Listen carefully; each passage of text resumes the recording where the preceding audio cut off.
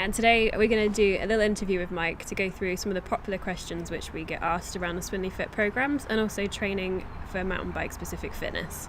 We've been opening the floor up to get loads of questions, and people have been messaging Liz, so let's hear some of the questions that you want to know. So first up, why did you become a mountain bike specific trainer and coach? So I've been coaching in the fitness world for 15 years, and I wanted to improve my riding, so I thought it'd be really good to do a coaching course. And the real moment that I decided I wanted to be a coach was when I was down at the Baby Maker. I was down there on a Saturday when it was really busy, and I was watching everybody ride, and people were falling off left, right, and centre. And I sort of processed that, and I really wanted to help people.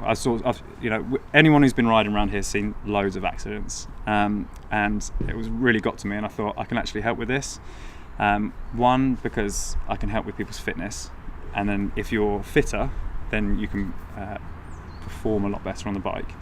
And the other aspect of that was the coaching. I was like, with my coaching experience in the fitness world, I can bring that to people and teach them to ride their bikes much better and safer. And that's become a bit of an obsession of mine, like a passion, we'll call it. Passion for safety. Yeah, absolutely. But the things that make your riding safer are also the things that make you go faster and better. So you can look at it whichever angle you want to come from it. So we train lots of people in the forest who've never been on the bike before, and they just want to get the basics of being off-road. Lots of people who've been in a road biking environment, and then they want to give it a go being off-road. And we also train lots of people who want to go really fast. So we've got everything, and the skills are sort of transferable. Make everything safe first, and then you feel more comfortable. And a really good example would be riding a little bit further back on the bike, and then that actually, even just what it looks like is you get more distance between you and the handlebars, and then that feels safer. Brilliant. Unbelievable. I thought we were going to get disturbed by bikes all day. It's not the gnarly. Sending it. Yeah, she was sending it. She was demonstrating how to push further away. Just pushing it. Pushing for the gains. Absolutely. You could see how being close to those bars isn't going to work. And that goes for pushing a pram, and it goes for mountain biking. Doesn't matter what it is. It's a forest for everyone here. Absolutely. The other type of people that we get that come to the forest are people that come for coaching. They come from they've come from Wales, and they've done a day where they've done an uplift, and they come to the forest and for coaching because they have no idea why they couldn't ride as well as they do here. And I think that's a really big one for us. So myself and all the other coaches get hold of these people that don't understand exactly what they do to make them fast, and so they can go around the trails here and they can perform really well, but then when it gets to the bigger stuff or the racing, then that's where the technique starts to break down, or they can't put their finger on the technique that they need to improve on. And that goes for people who are riding in the wet as well. So they really don't like riding in the wet, and it's because there's just something missing in their technique. And I would say that's the biggest thing that we get as coaches here, is people really want to home in on those sort of skills. So riding to conditions as well. Yeah, absolutely. So a really good example of that would be guys that go to Wales and they try and ride some really steep technical stuff, and the skill that they're missing is to drop their heels down. So you want your heels to be sort of in line with dropping down in line with how steep it gets. So as you go down something that's getting steeper and steeper, you want to drop your heels lower and lower and get your bum further back, and that's why they might be like a really good ride around Swinley. But they go somewhere like that gets a little bit steeper, a little bit more challenging, or they're at race pace, and there's certain things that maybe they do it all the time here, but when the pressure's on, they might not do it. And just by learning all those techniques and homing in on those things, you can really improve your riding and safety. Cool. It definitely works for the safety as well. Safety is always key. So let's talk about the Swinley Fit programs you've got. There are 3 of them. Yeah. Tell me a little bit more about them. So they are all set for specific people. So the blue one is to get people into training for mountain biking. So you might go to the gym all the time and do a spin class, and that's really cool. But if you're looking at getting into fitness a little bit more for mountain biking, then it's a bit more specific. So that's the blue one.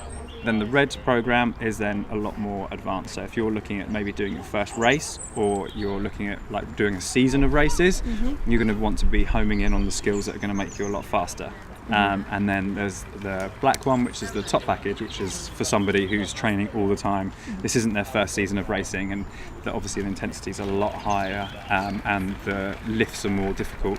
You might even get into Olympic lifting with that, and really low rep ranges for strength training and powerlifting. Excellent. Cool. So we've had a lot of interest in the 3 training programs, but a lot of people have also been slightly put off opting into them just because they don't have access to a gym. Okay. So that's one of the things that we addressed quite early on. Had lots of messages about people wondering whether it was for the gym or not. Mainly because the mountain bike lot are quite outdoorsy people. So I didn't think that they wouldn't be going to the gym. But now we've addressed that, and we've got packages for people that are training at home as well. Excellent. So that'd be great. We'll get them all in there. So there's no excuse. No Everyone excuses. can train. Yeah, everyone can do it. Next question. Okay, so next question is, it's a very popular one from a lot of mums and students we have within the Swinley Women community, and it's how do you find time to train? Good. That is, you plan it in, plan. If it's not planned in, you won't do it. So you have to make a plan, your training program, you get your training program, you make sure it fits, you do it at the beginning of the week, you find time, you make sure everybody knows, whoever that is, that's your time to train. Don't encroach on that time, because it's really important to you. You bring in the people that are closest to you, and you make them aware of how important it is for you to train, and you bring them in on the journey that you're on to get fit. You bring them in on that, and you're like, I need your support. That makes them feel important, and that from there you'll have the people around you when you're finding it the hardest, or you don't want to go, you're going to get that support. So I would also say get a training partner. Definitely try and get someone that you can go to the gym with, so they'll drag you along when you don't want to go, and vice versa, you can drag them along. That will really help. You can book in the things in the gym, so it could be a spin class. So if you're really struggling, try and book something in like that, and then TRX class, all the and once you're there, that's the hard work done. It's like, I would also say you have not got time to procrastinate. If you've got if you need to train that day, you will find the time by making it a priority, getting straight down there and making it a priority, getting it booked in. I have to say, I'm not much of a morning person, so I would generally get up about 8:30 in the morning, and then go to work, and then try and squeeze in training at the end of the day, and I would never be in the mood for it. So I actually forced my routine to change by getting up earlier, because although I'm not a morning person, I don't need my brain to train. So as long as you go in there and you do a class where either someone tells you what to do, or you go out for an early morning ride with someone, like it's been beautiful in the forest first thing in the morning recently. So I found that actually really good, and a couple of times it's difficult, but then you get into a routine of it and you actually really enjoy it, and it really wakes your brain up ready for the day. So I found that really cool. Definitely. And riding with a teammate's been really cool as well. So back to how you used to train, if you did it in the evening, it became difficult to fit really everything difficult. in. So I set myself up to fail by not planning. Something will come up, wouldn't it? So it's much better. So I'm a big advocate for training in the morning. That will really help. It's just getting used to it. The first time is hard work, and people find food difficult with the early mornings as well. Did you struggle with that? A little bit. Do you eat I was before? not a breakfast person. And now? I'm a breakfast person. Big breakfast person, actually. Breakfast is like one of my most favourite meals of the day now. I'm actually quite excited for it. Raring for brekkie. Love food. So what are the best things to train on once you get into a good cadence of training? The best things for cycling, in terms of what you could do in the gym, is working on your power that you could put out on the watt bikes. The most important thing there is to get a base, work out where you're at, and then come up with a strategy to improve your performance. So if you've checked out what the watts that you can push out, then the next thing would be to look at where you dip down. So it might be endurance. So then that creates the training plan for you, specifically. So you take those, the what's in it the other way around, it could be you need more strength. You're not getting the power up, but your endurance is fantastic. And a lot of the time, how you feel you're going to perform on that is very different to what the results actually are. So you can be like, oh, I'm really good at endurance, and you get on the watt bike and you're like, actually you had loads of power, but it dropped off right at the tail end of it, so the endurance wasn't so good. So you never know. I was terrible at things, and it turned out it wasn't too bad. Yeah, it was. Yeah, it's kind of the other way around, isn't it? And like how many revolutions you can put in. There's so much to look at. But if you take that information, have a go at the test on that, and then your whole training all builds around that. Cool. So that And the Swinley Fit plans will take that into account, and you bring that into. For what you want. We love to get. We do a lot of testing. And we take it from there and we work out. We do a lot of looking at rep ranges and seeing what suits people. So you might suit a different rep range to other people. So a lot of the time, some of the program might be the same lifts as another person that's got the program, but your rep range is completely different. So it swings around about, but we've got to tailor it to the individual and what that person wants, and we do that through testing at the beginning. Perfect. Cool. So everyone that has been signed up to a Swinley Fit plan already have now completed their pre-season training. Yeah. So what would be next for them?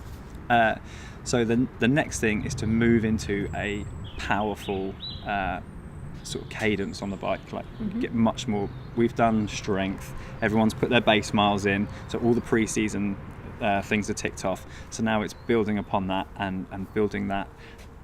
The spike, as it were. We put really big foundations, like a lot of people have heard of putting the base miles in, so that sort of makes the bottom of the pyramid, so that's done, and then we're building strength on top of that, and now we're getting into this power bracket where we want to perform like strength and endurance, but fast. Yeah. And that's what we have to build into. Yeah.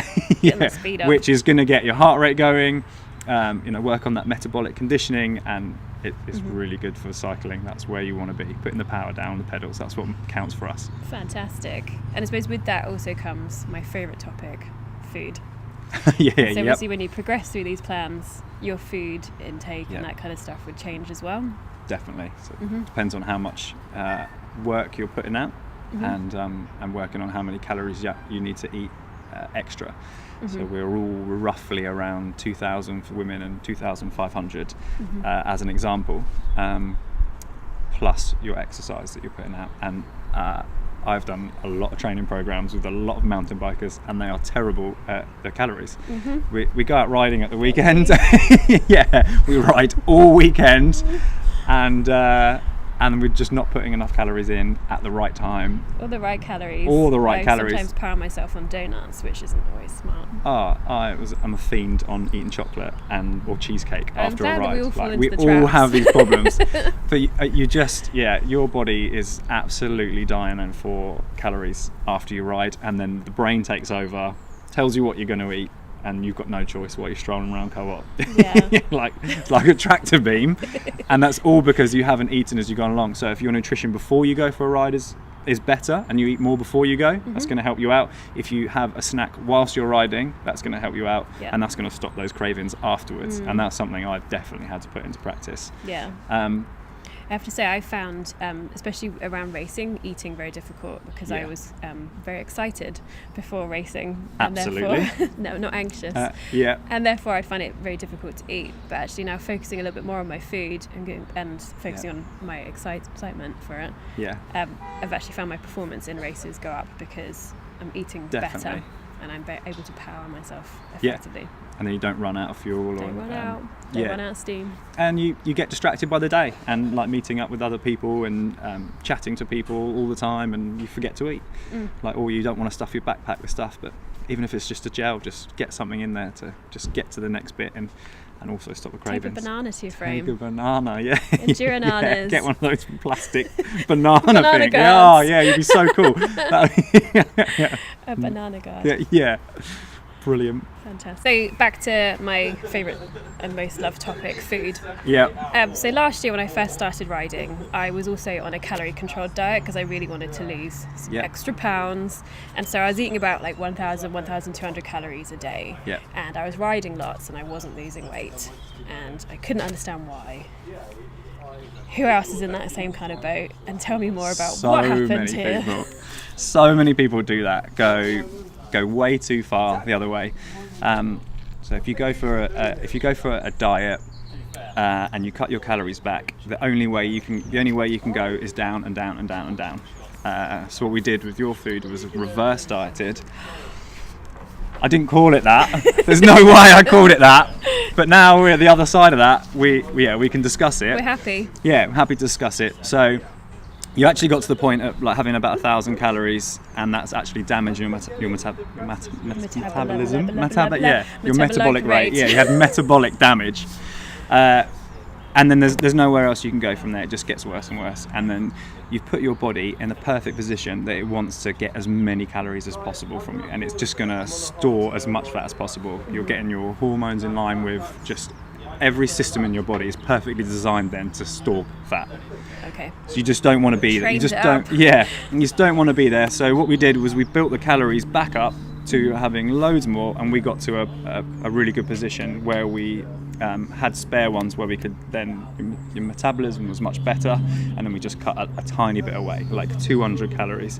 And then we upped all the exercise and stuff like that, but you were fueled properly, so you were able to exercise more, and then that worked much better. And then and we just did it much more slowly and just took away a tiny little bit at a time, chipped back away, but we started from a much higher point, and then we've bounced backwards and forwards from that and upped the exercise loads more. I have to say, I was really shocked when I got put on higher calories. Yeah. And I found it really difficult to actually eat that much, which was quite shocking. Yeah. Now I love it. Absolutely love it. Yeah. Like food is king. It's the best. It's fantastic. Yeah. And you realise actually what you get from it as well by eating correctly, because you notice a difference massively, physically as well as in how you perform.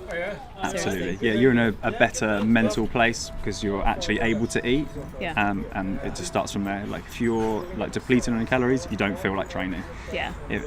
And you, if you're looking at your calories, you're checking everything out, and you've got enough, you can really enjoy your food, and you can think, oh, do I want to go eat something, or do I want to go out with my friends? We're like, yeah, I'll just train first, then I'll eat it, and you've earned yourself extra calories, and it's just a whole different ball game. It's so much more positive. Yeah. I can eat a whole pizza now. Absolutely. You go and burn it off. You can have a whole pizza. Yeah, we're training a lot. Like for mountain biking, we're going out for hours at a time, spending whole days if we go to Wales. And so you've earned the right to eat a little bit more, and we want to look after your metabolism basically. And then once you start with that, then you're away. Fantastic. Much better off. And then also let's talk about supplements as well, because a lot of people start running around with the protein shakers and omega-3 and what is it, MSM, whatever it is. All these other supplements. Yeah. So I love supplements, but some people taking them don't need to be taking them because they want to be looking after that calories. So I see people who are overweight all the time in the gym, straight to the vending machine, get a protein bar. It's 300 calories in a protein bar or a protein shake, and I'm just thinking, what are you doing? So take them if you need them. All of the elite riders that I train at Swinley are all on supplements because they train so much. They all got, like, some of them got active jobs, and they're riding a lot and they're training a lot, and we need them. If you wanted to take a supplement and that didn't touch the calories so much, you could take something like branched chain amino acids or BCAAs if you're typing them in from like myprotein.com. And what do they do? That's basically just protein on its own, but it's not high in calorie. It hasn't got all the extra sugar and all the other stuff that they bump everything up with, and it's not going to have any bulking stuff in it, which is like the carbohydrates. So some of them are mass builders, which could be great for a cyclist who needs extra calories, who's really struggling at work to fit in 3,000 calories, for example. It's quite a challenge to, as you know, to eat loads more food. So that's an easier way of getting it. If you're really busy at work, again, it's easy to get a protein shake in, so it's great. The other one that people do is drinks to get them going a little bit in the gym, like a pre-workout. So they're jumping on those, laden with sugar. So already undoing this. Yeah. So if you need it and it's part of your getting ready to go out for a long day, have those calories before you go out. Absolutely, but know why you're taking them. And if you need to be on less calories, then don't have them before you go. Yeah. Have something else like. It's a bit Yeah, you can have. Yeah, absolutely. So yeah, hopefully that will really help with that. Excellent. Get on there. One other thing that all the elite guys is on is creatine, which is another like energy source. So I get all the. It will help a little bit with recovery, which is quite important for the cyclists and training, because they want to be able to train like every day. You want to keep riding, and when your legs burn, you can't. Yeah, absolutely. So I do get them on that, and again, that's quite low in the calories as well. So that'd be quite good. There's also lots of calorie food out there, so you can decide whether you want to be on the higher calorie stuff and have the fat-free stuff. So I would definitely start people off on their diets having full fat stuff, but as they get closer to their goals, or say they were going on holiday, for example, and they wanted to get a little bit leaner, as long as you want to get ripped, then you may need to start going towards some of the low fat stuff. Some people might not like to hear that, but and I don't think they're the greatest things in the world, but as a necessity to keep you There's a time going. and a place for these things. There's a time and a place for everything, isn't there? Yeah. So if you understand why you're doing it, then that's fine. That's all that matters. So definitely. Excellent. Okay, the next question is a question which was asked over Facebook, and it's also personal to me as well. And it's injuries. I'm very good at picking them up. I'm currently nursing quite a nasty one on my shoulder. Yeah. So how would you plan for someone, perhaps injury prevention as well as rehabilitation? Okay, this could be like best described as a pyramid again. So the way to rehab something, build it back up, is going to be to build a really big foundation of flexibility. Then on top of that, you're going to put stability, and then you build up your strength and your power. So sort of like what your program looks like as well. So we get you just doing rehab exercises, anything to improve the flexibility, or it could be using a lacrosse ball to loosen off muscles. I've got one here. Always. So these are about £3, I think, from eBay. Yes. I'll try and get Trish to sell them in the shop, because mountain bikers need these. Yeah.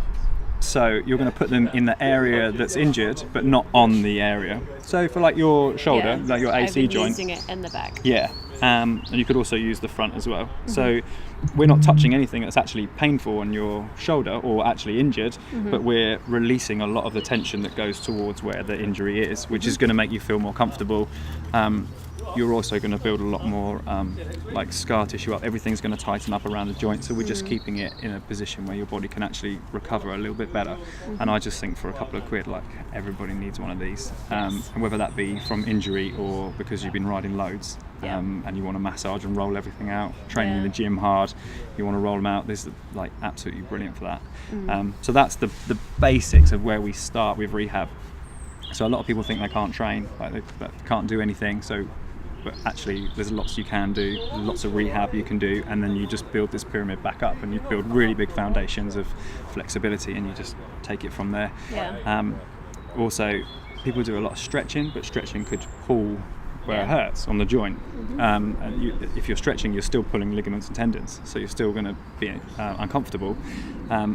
And if you're stretching an elastic band and it's got a knot in it, you'll get more flexible, but you've still got a knot. Yeah, absolutely. So what you need to do is break down the knots, the scar tissue that's in there, massage everything out, and it will move a lot more. And I think you can do that in a lot more nicer, more comfortable way. Not that getting your knots out isn't sore, but in terms of the joint. It's not pleasant doing it, but I wish I'd started rolling properly long ago. So my physio has me using a heat pad, which helps loosen everything up, and then I roll.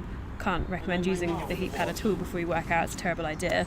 But heat pad before you're going to roll any injury or any tight knots you have, really, really good idea, because it helps just relax everything a little bit further. Yeah, definitely. Really encourages blood flow and then the oxygen to get to the area that you want to heal as well. Definitely limbers it up ready. Just like the elastic band, if you heated it all up first, it's much easier to get it going. Yeah, you'll definitely improve that. So yeah, definitely try those for the riders as well, the ice, to help recovery and for their knees. Lots of if the area is not injury, you want to be stretching a lot. I think a lot of people who are cyclists are very quad dominant, so they're using their quads all the time for cycling, and then a lot of them are going to work and sitting down all day and just squashing their hips, and it's just asking for trouble and lower back pain. So that's one area where we work on the rolling quite a lot. So we get on the rollers or the ball and really get in there. It's a painful one on the legs. It's a bit sore. But it's a little bit uncomfortable for big benefit and carrying on riding and not getting injured. And even if it comes down to actually falling off the bike, if you're more supple, you're probably going to come off better than somebody that's really tight already and they haven't got a very big range of movement. But as bikers, we do have to think about these things. It's not if, it's when. And the more we can prepare ourselves, the better it's going to be. I'm a rehab queen now. But you learn a lot about rehab. Yeah, that's good. All about it. One thing to add on to this as well is if you had any niggling pains or anything like that which has been hanging over you for a while, do go see a doctor. That's your first point of contact. Yeah. Always. Absolutely, yeah. I'm not a doctor. I don't play one on the internet. I deal with injuries a lot and sort of anecdotally know what helps. But if you've got pain, first port of call. Absolutely go and see the doctor and get definitely good. Yeah. Excellent.